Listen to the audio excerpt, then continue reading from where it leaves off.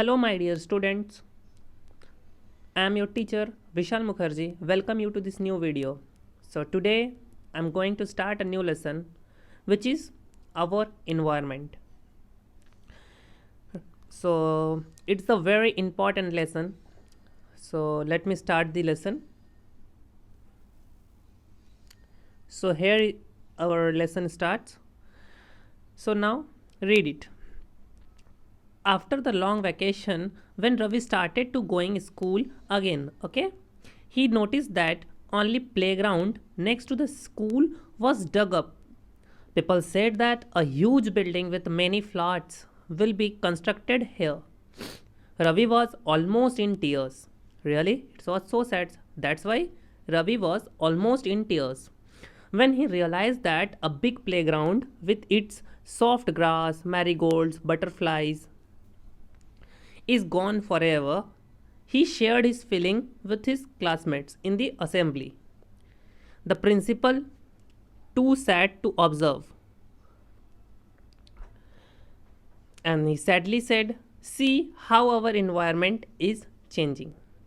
तो इसका हिंदी मतलब ये हुआ कि बहुत जब लॉन्ग एक वैकेशन हम लोग का होता है, तो जैसे कि हम लोग भी स्कूल जाते हैं, तो सेम एज एक रवि नाम का जो लड़का है वो भी स्कूल जाता है और उसने जाके जब स्कूल जा रहा था तो उसने देखा कि उसके स्कूल के सामने का जो प्लेग्राउंड था उस पर बहुत बड़े बड़े डग किए मैंने पिट किए हुए हैं, गड्ढे बना के रखे हुए हैं और वहाँ मतलब एक नया कंस्ट्रक्शन हो रहा था जिसमें कि फ्लैट बनने वाले थे। तो इसको लेके रवि बहुत ही मतलब सैड हो गया, क्योंकि उसने मतलब अपने मन में सोचा कि वो इतना बड़ा प्लेग्राउंड खो देगा और फिर कभी वो इतने सॉफ्ट ग्रास, वो मैरीगोल्ड्स के फूल्स, बटरफ्लाइज को ये सब हमेशा के लिए चले जाएंगे। तो उसने अपनी ये फीलिंग्स अपने फ्रेंड्स के साथ शेयर की और उनके प्रिंसिपल ने उनको सैडली आंसर दिया कि देखिए, see how our environment is changing, और हमारा इन्वायरमेंट किस टाइप में चेंज हो रहा है। So next point,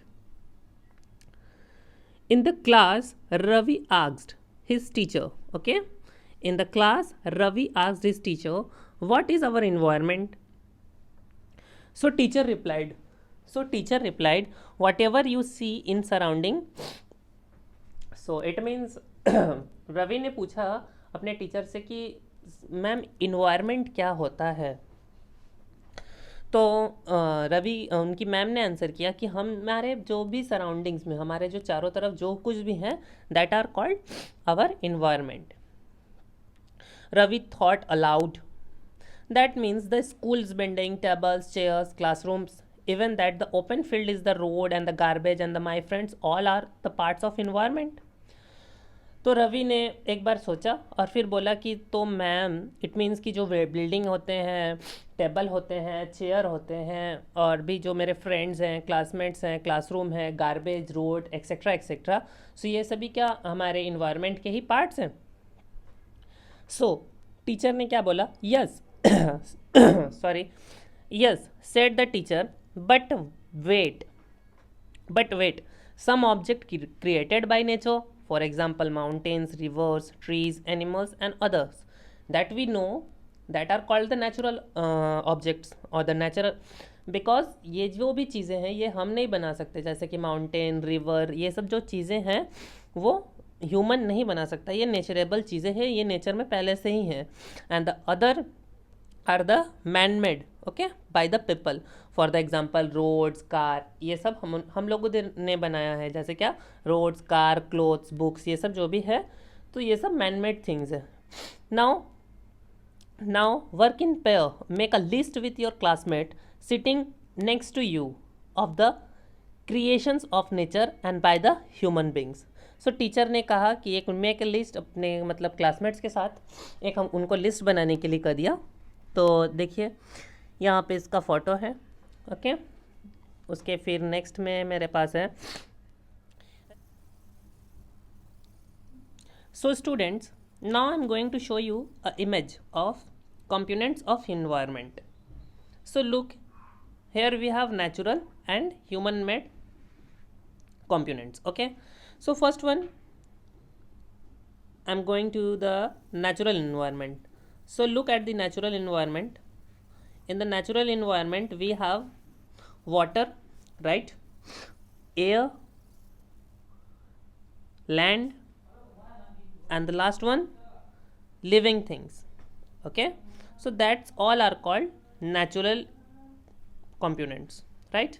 Look again, water, air, land, and living things, right? And the next portion we have human made things, right? What we have? Human made things, human made things, right? So in the human made things, first we have buildings, parks, bridges, and the roads. Next one like industries and monuments. सो ये सभी चीज़ें जो है ये human made है, that we know कि इन सभी को कौन बनाता है, ये हम ही लोग ने बनाया ना। बिल्डिंग कौन बनाया है? ये तो पहले से नेचर में नहीं थी, इसको हमने क्रिएट किया है। जो भी ब्रिजेस होते हैं, ये होते हैं, रोड्स होते हैं, इनको तो ये ह्यूमन मेड थिंग्स है। But again we have another things which is humans.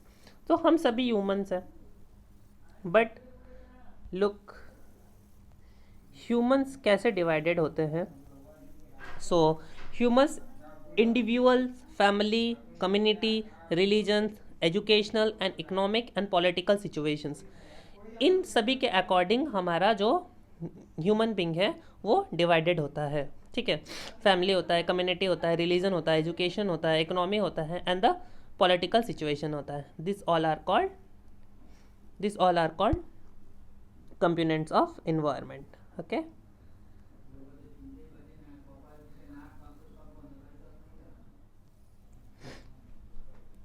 So, from the above conversation, you understand that the people, places, things, and nature that surrounded and living organisms is called environment, right?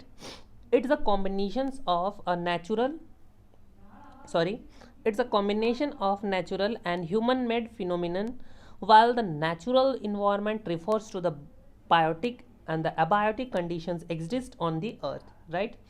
सो ऊपर के जो conversation थे, वो जो बातचीत था रवि अभी के साथ, तो उन सभी चीज़ों के साथ आप इसमें समझ ही गए होंगे कि इन्वायरमेंट क्या चीज़ है। तो हमारे सराउंडिंग्स में जो भी चीज़ें रहती हैं, लोग रहते हैं, that is called our environment. So ये भी जो भी चीज़ें हैं इन्वायरमेंट में, ये दो चीज़ों के मिक्सअप से बनी होती है, which is called first one is biotic thing and next one is abiotic things, okay. So here we have, write down it, biotic things, the worlds of living organisms, okay। Biotic things means the worlds of living organisms like plants, animals, humans, like we are, so we are called biotic things. So write it, it's a very important thing, so that what are the biotic and what are the abiotic things. So abiotic things, the worlds of non-living elements like mountain, rivers, lands, so that are called abiotic things. So the environment is a mix up with both the things, first one biotic things and the second one is abiotic things, right? A new question which is, what is environment? So read it. So environment is our basic life support system, okay। Environment is our basic life support system. It provides the air that we breathe, okay, the water that we drink, the food that we eat on the land where we live, right? Please, you need to write down these things. The environment is the basic life support systems. It provides the air we breathe, the water we drink and the food that we eat। मतलब जो भी हम लोग सांस लेने के लिए हवा है, और जो भी मतलब पीने के लिए पानी है, खाने के लिए फूड है, सो ये सभी चीज़ें, और रहने के लिए जो लैंड है, so that all the things are called environment. So next, how do humans being modified this natural environment. जो हम ह्यूमन हैं तो हम इस इन्वायरमेंट को कैसे मॉडिफाइड कर देते हैं। The cars fumes, the pollute the air, and the water is collected in a pot, food is served in a vessels, and the land is used to build factories, right? तो हम देखिए, natural जो things है वो तो nature के हिसाब से ही मिलती हैं, बट हम ह्यूमन जो कैसे उसको मॉडिफाइड कर देते हैं। जैसे कि एयर तो नेचुरली बहुत अच्छा मिलता है, बट हम कार चला के उस एयर को पल्यूट कर देते हैं, ठीक है। सेम उसी तरह नेचुरली हमारे पास पानी तो रिवर में मिलता है, बट हम उसको अपने घरों में किस में, पॉट या किसी बर्तन में इकट्ठा करते हैं, राइट। और food, same as food, food भी वेजिटेबल ये वो जो भी चीज़ें हैं वो नेचुरली ग्रो होते हैं, बट उसको हम सर्व तो इसी तरह नहीं करते हैं, हम उसको सर्व तो प्लेट में या किसी तरह से करते हैं, ओके। और जो भी लैंड है, लैंड भी हमारा जो नेचर में फ्रीली अवेलेबल है, बट उसको भी हम किस तरह से मॉडिफाइड करते हैं, हम अपने लैंड को मतलब घर बनाने के लिए, बिल्डिंग्स, फैक्ट्री, ये सब बनाने के लिए उसी तरह से मॉडिफाइड कर देते हैं। Human beings make cars, meals, factories and manufacture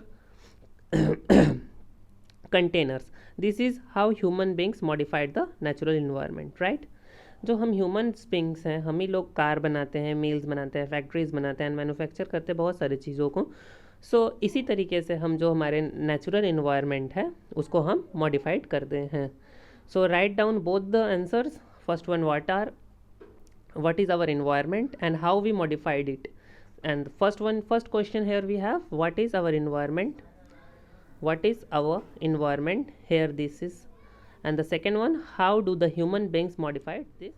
Here we have another important topic, which is natural environment.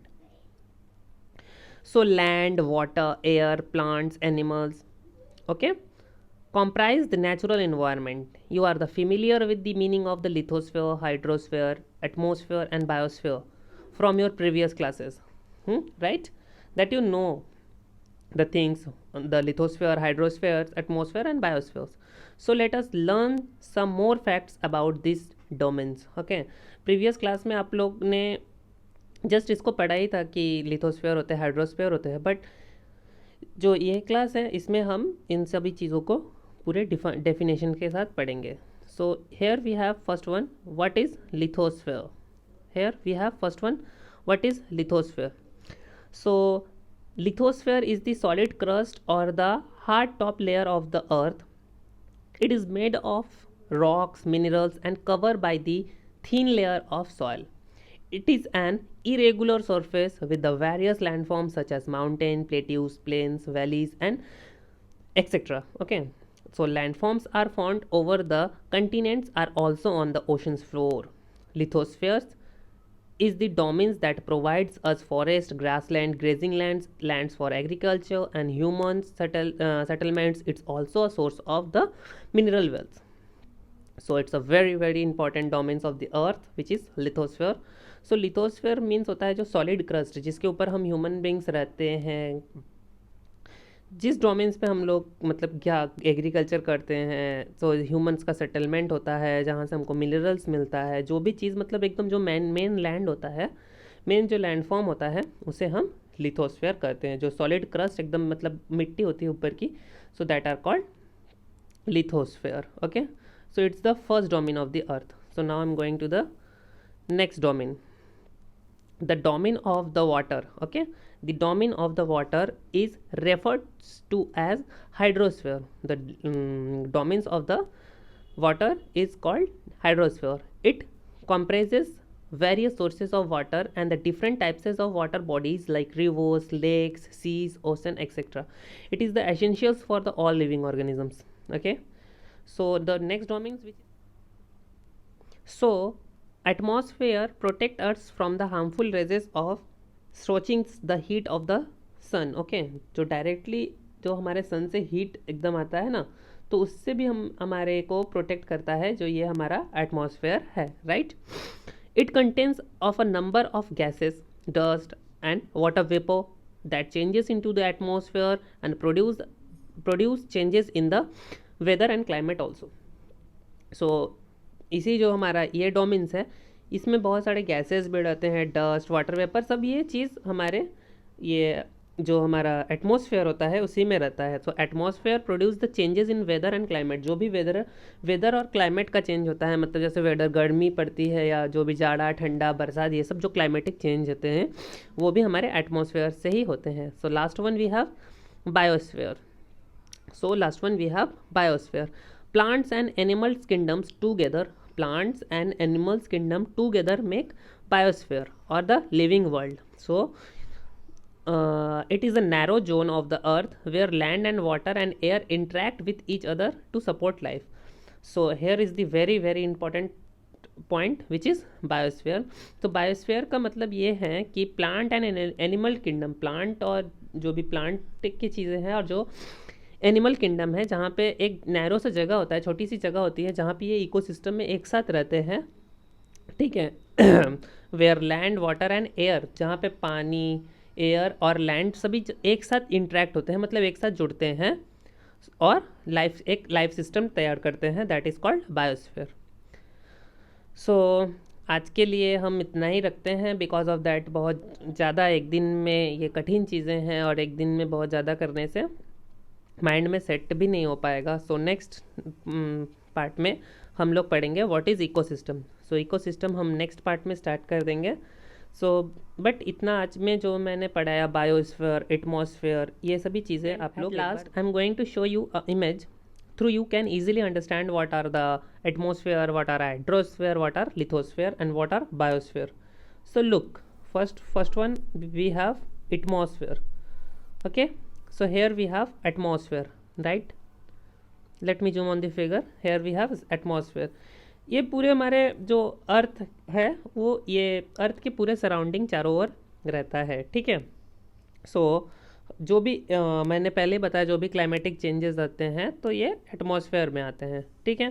Air, dust, gases कहाँ रहते हैं? एटमॉस्फेयर में. Next one we have hydrosphere. Okay, so here we have hydrosphere. So जो देखिए बत्तख है, duck है, ये सब कहाँ रहते हैं? पानी में रहते हैं.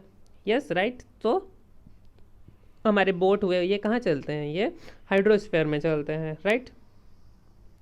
नेक्स्ट वन हमारे पास आता है लिथोस्फेयर. ओके, लिथोस्फेयर मतलब सॉलिड क्रस्ट हो गया. ठीक है. तो बस, ट्रेन, ये सब कहाँ चलते हैं? हमारे घर वर कहाँ बनते हैं?